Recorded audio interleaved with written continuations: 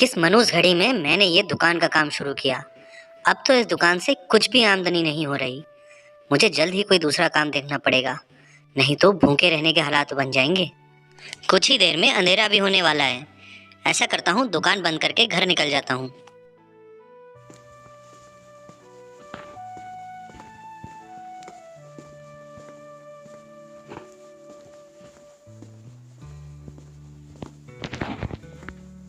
महेंद्र की पत्नी बहुत लालची थी। महेंद्र के वापस आने के बाद वो दुकान का सारा हिसाब उससे लेती। आज का दिन फिर से बहुत खराब रहा। सुबह से कोई भी ग्राहक नहीं आया। मुझे लगता है मुझे ये दुकान का काम अब बंद कर देना चाहिए।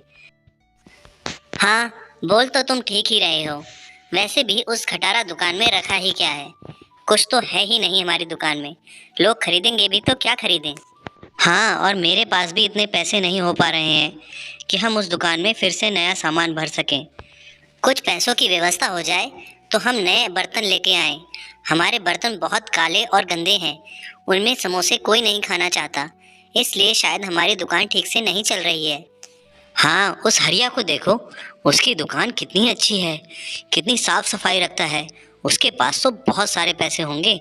काफी अच्छी दुकान चल रही है उस। महेंद्र की दुकान ठीक से नहीं चल रही थी। उधर उसकी बीवी उसे खरी खोटी सुनाती थी। उसके दिमाग में कुछ भी समझ में नहीं आ रहा था, इसलिए वो गलत रास्ते पे निकल जाता है। वो रोज रात में लोगों के घर पे जाना शुरू कर देता है। मुझे कुछ भी करके कुछ पैसों का इंतजाम करना है, चाहे उसके लिए मुझे चोरी ही क्यों ना करनी पड़े। महेंद्र ने हालात से समझौता ना करते हुए चोरी का रास्ता अपनाया और वो लोगों के घर में जाना शुरू कर देता है। देखता है कि जब लोग सो जाते हैं तो वो उनके यहाँ से बहुत सारे पैसे लेकर आ जाया करता। पास में एक सेठ थे जो सो रहे थे। महेंद्र उनके घर में जाता है और बहुत सारे पैसे चुराकर अपनी बीवी को लाके देता है।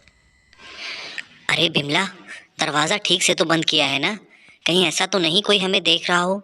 मैं कुछ ऐसा लेके आया हूँ जिसे देखकर तुम चौंक जाओगी, और अब हम गरीब नहीं रहेंगे। क्या लेकर आए हो तुम, जो तुम इतना डर रहे हो? कहीं ऐसा तो नहीं कि तुमने कोई चोरी वोरी करी है? कहीं किसी को मार तो नहीं दिया ना तुमने? विमला को डर तो बहुत लग रहा था, लेकिन उन्हें अभी पैसों की बहुत ज़रूरत थी। हे राम राम, कैसी बात करती हो? मैं भला किसी को क्यों मारूंगा? मैं तो बस पैसे लेकर चला आया। पैसे? कैसे पैसे? और कितने पैसे लाए हो तुम? क्या, कहाँ हैं वो पैसे? कहीं किसी ने देखा तो नहीं ना तुम्हें? ये देखो चाकू। अगर किसी ने मुझे देख लिया होगा ना, तो मैं इससे उसे मार डालूंगा। फिर हमारा राज किसी के सामने नहीं आएगा।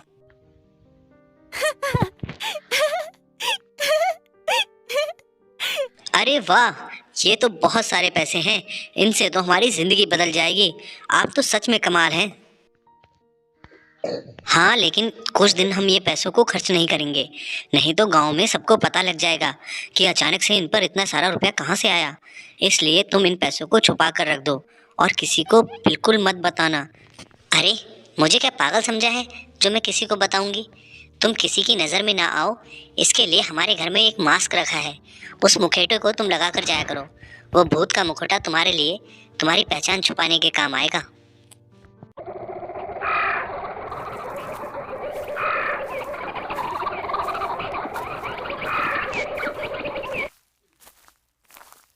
महेंद्र एक भूत का मुखौटा लगा लेता है ताकि वो लोगों की नज़र में ना आ पाए, कोई उसे ना पहचान पाए। गांव में जब लोग सो जाया करते तब वो जाकर उनके घर से पैसे चुरा लाता है। एक बार महेंद्र एक पेड़ के नीचे बैठा था। कितनी अच्छी चांदनी रात है ना? ऐसा लग रहा है कि बिल्कुल दिन सा फैल गया हो। आज रात यहाँ से जो भी निकलेगा, मैं उसे लूट कर सारा पैसा छीन लूंगा। काफ़ी देर इंतज़ार करने के बाद वहाँ से एक आदमी गुजरता है। वो मैं तुझे नहीं छोड़ूंगा। सारा पैसा मुझे दे दे, नहीं तो मैं तुझे मार डालूंगा।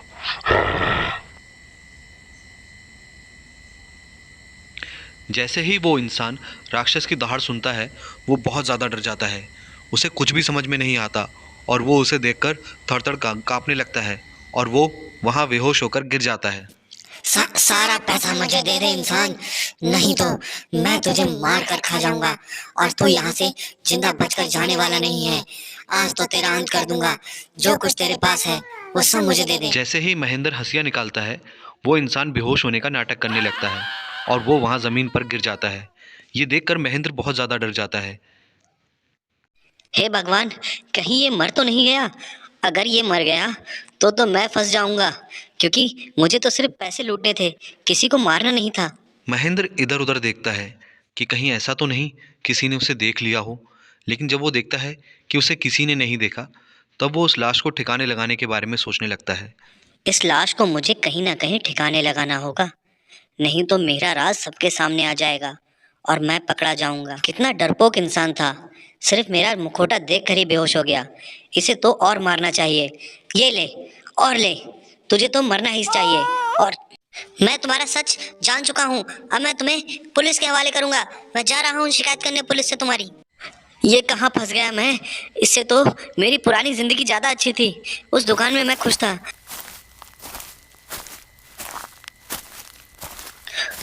मैंने कुछ नहीं किया पुलिस वाले भाई साहब, मैं निर्दोष हूँ। अरे तू निर्दोष हो या गुनहगार, इसका फैसला थाने में होगा। अब चल, पहले तू मार खा। ये ले, चोरी करता है, ये ले और ले। आखिरकार महेंद्र को उसके करने की सज़ा मिल ही गई। महेंद्र ने जितनी भी चोरियां की, सारी चोरियां उसने पुलिस वालों को बताई और उसने अपनी बीवी का साथ उस सभी चोरियों में होने का जिक्र भी किया। महेंद्र और उसकी बीवी को काफ़ी लंबे समय की जेल हुई।